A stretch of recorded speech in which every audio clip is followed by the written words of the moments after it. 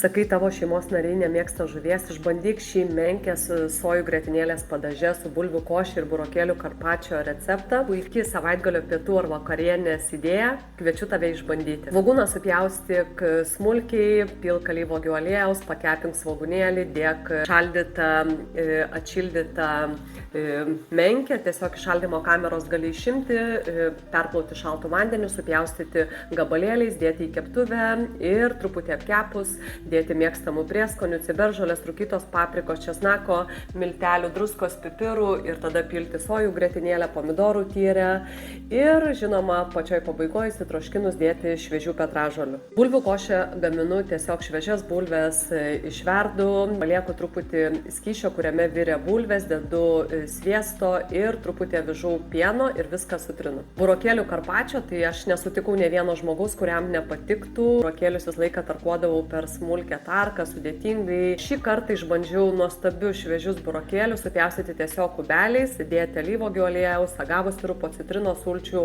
druskos, pipirų ir pačioj pabaigoje supjausčiau smulkiai šviežią kalendrą. Prašau tavęs, spausk like, dalinkis su draugais ir rašyk komentare, gaminsiu. O jeigu nori sužinoti esminius mitybos principus, sveikos mitybos rekomendacijas, turėti net 150 receptų, mitybos planą, visą programą ir dar gauti individualias mano konsultacijas, įsigyk mitybos programą Noriu numesti svorio ir tai padės tau ne tik tai numesti svorį, bet ir pagerinti savo sveikatą.